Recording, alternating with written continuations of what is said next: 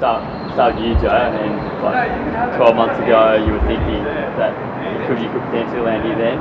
You're here now. I mean, how pleasing is it to, after getting overlooked twice in mid-season and nationals, to now be here?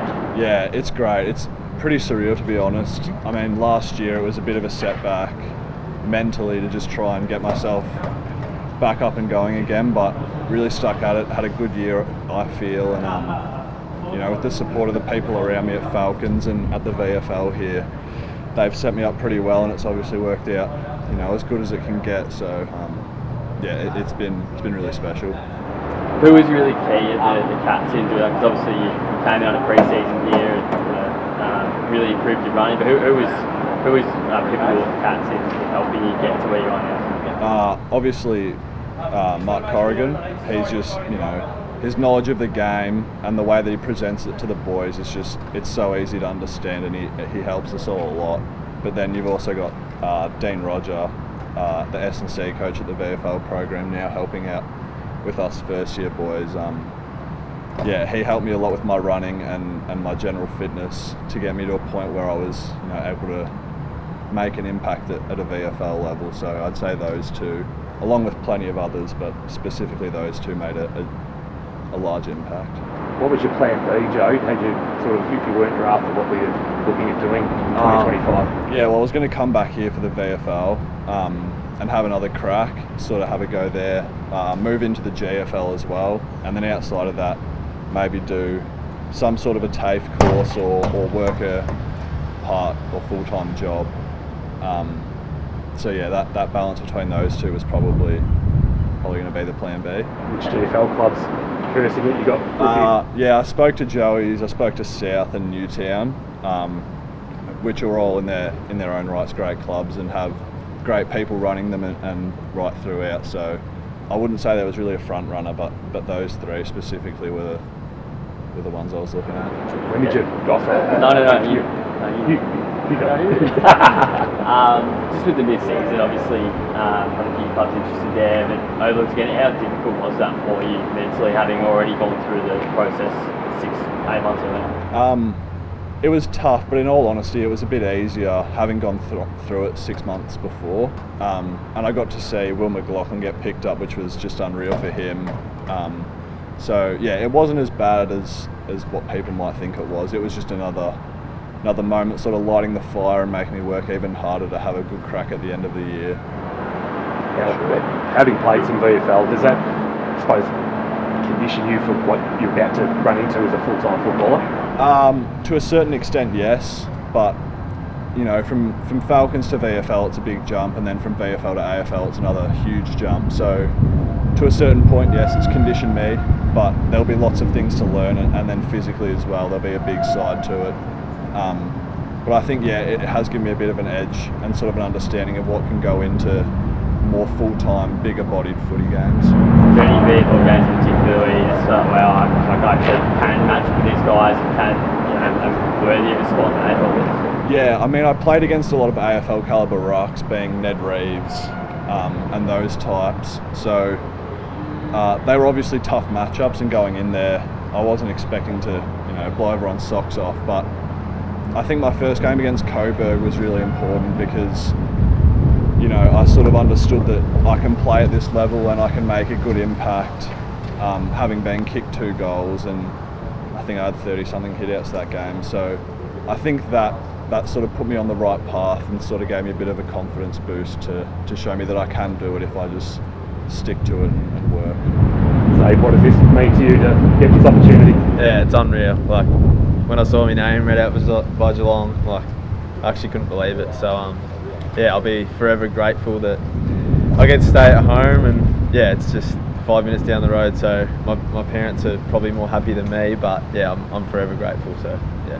As a rookie, you don't get as long to make an impression. I suppose that you've just got to hit the ground running, don't you? Yeah, but I kind of like it like that. Bit of backs against the wall, and yeah, I'll kind of fight to hopefully receive a extension on the end of this year. But yeah, I'm just so grateful that I even get a year. So yeah. What have you done since the Falcons season finished? Oh, I've been pretty flat out. I've been trying to get in the gym a bit more to kind of hopefully match it with the AFL bodies, and yeah, still trying to keep up with me running as well. Yeah, because it's probably one of the biggest strengths of my game. So yeah. You were at the national combine this year. How do you take that? Did that really spur you on for the second half of the season? Yeah, it did a bit. Yeah, I was pretty flat with missing out. But yeah, kind of took it as a bit of a motivation factor, and yeah, I thought I'll just prove everyone wrong that I probably should have been there. But yeah, I'm still glad that I made it to the state, and I'm here now. So yeah. And again with the national jar being left on the board, was there nerves there and a bit of disappointment initially? Yeah, definitely.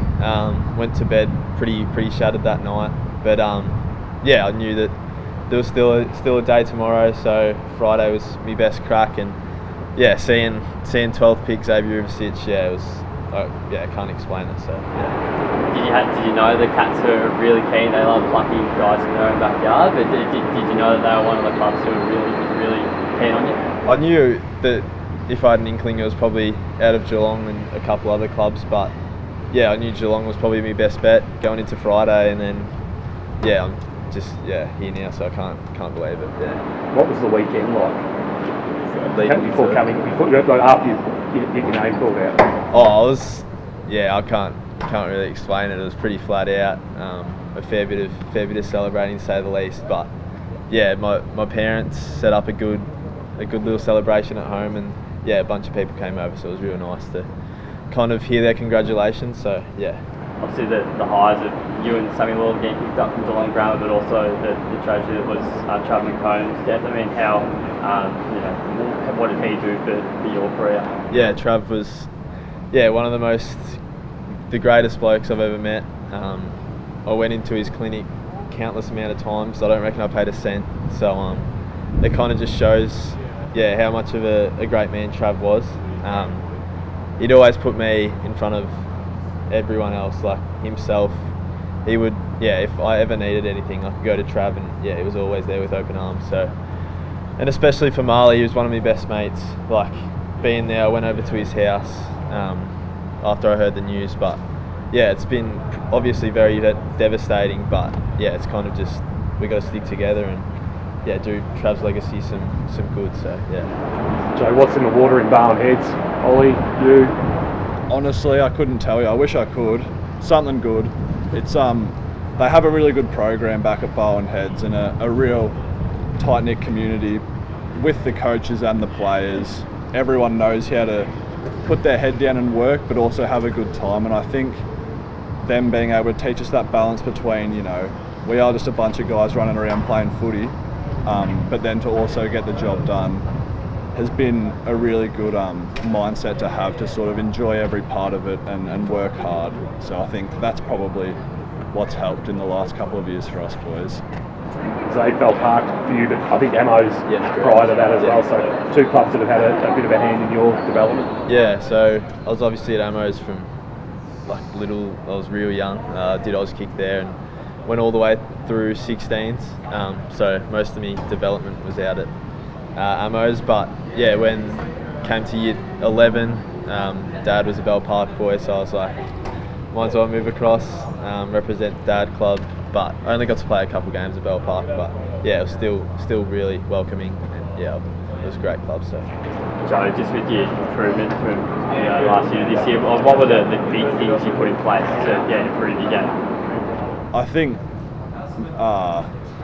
just running and aerobic fitness was probably the major one that I focused on. Coming from a basketball background, I'm relatively athletic for someone of my size, so being able to work on that running ability and then mix that with my height and my athleticism has helped make for a better year and better games. So being able to pull my 2K time down, and then obviously what comes with that is you can run out games better and further. I'd say that's probably the major thing that I had to work on and have worked on. And just finally, you say when the prove the doubt is wrong, what can Cats fans look forward to in VFL and potentially even AFL with your game? Just going to give everything a red hot crack. I'm going to go 110% at every contest, every ball that's there, and hopefully get to pull on the hoops a couple of times. So yeah.